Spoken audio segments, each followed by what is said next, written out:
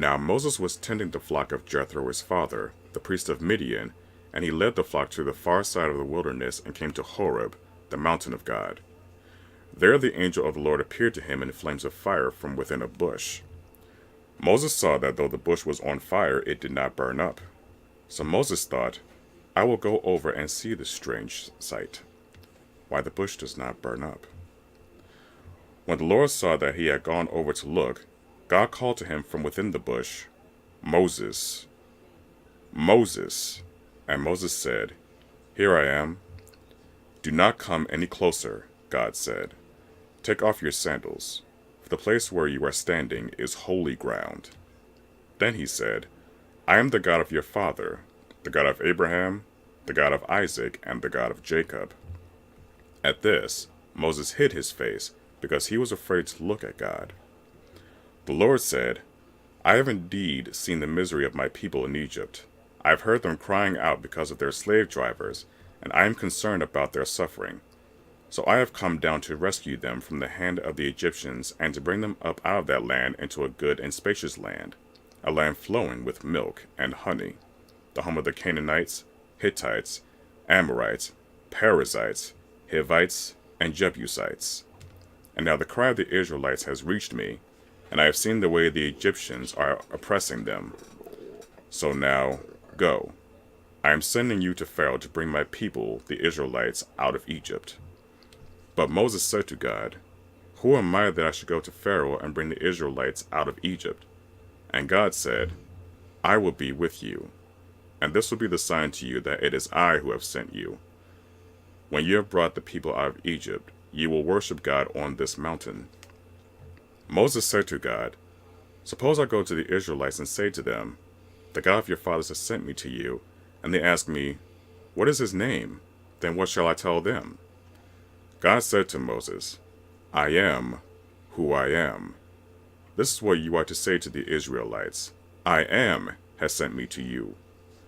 God also said to Moses, Say to the Israelites, The Lord, the God of your fathers, the God of Abraham, the God of Isaac, and the God of Jacob, has sent me to you. This is my name forever, the name you shall call me from generation to generation.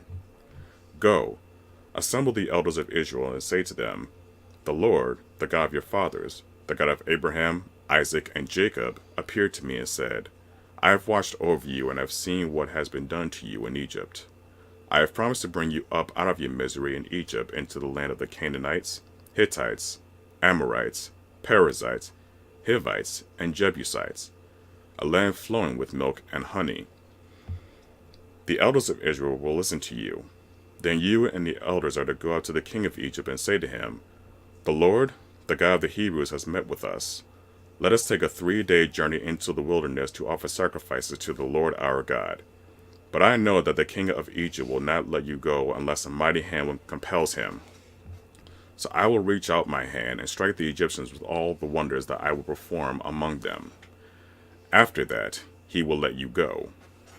And I will make the Egyptians favorably disposed toward this people, so that when you leave, you will not go empty-handed. Every woman is to ask her neighbor and any woman living in her house for articles of silver and gold and for clothing, which you will put on your sons and daughters, and so you will plunder the Egyptians.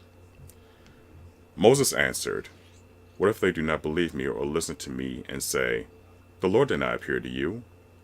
Then the Lord said to him, What is that in your hand? A staff, he replied. The Lord said, Throw it on the ground. Moses threw it on the ground, and it became a snake, and he ran from it. Then the Lord said to him, Reach out your hand and take it by the tail. So Moses reached out and took hold of the snake, and it turned back into a staff in his hand. This, said the Lord, is so that they may believe that the Lord, the God of their fathers, the God of Abraham, the God of Isaac, and the God of Jacob, has appeared to you. Then the Lord said, Put your hand inside your cloak. So Moses put his hand inside his cloak, and when he took it out, the skin was leprous. It had become white as snow. Now put it back into your cloak, he said. So Moses put his hand back into his cloak, and when he took it out, it was restored like the rest of his flesh. Then the Lord said, If they do not believe you or pay attention to the first sign, they may believe the second. But if they do not believe these two signs or listen to you, then take some water from the Nile and pour it on the dry ground. The water you take from the river will become blood on the ground." Moses said to the Lord, "Pardon your servant, Lord. I have never been eloquent, neither in the past nor since you have spoken to your servant. I am slow of speech and tongue." The Lord said to him, "Who gave human beings their mouths? Who makes them deaf or mute? Who gives them sight or makes them blind? Is it not I, the Lord? Now go, I will help you speak and will teach you what to say." But Moses said, "Pardon your servant, Lord. Please, send someone else." Then the Lord's anger burned against Moses, and he said, "What about your brother Aaron the Levite? I know he can speak well.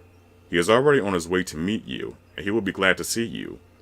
You shall speak to him and put words in his mouth. I will help both of you speak, and will teach you what to do. He will speak to the people for you, and it will be as if he were your mouth and as if you were God to him. But take this staff in your hands, so that you can perform the signs with it."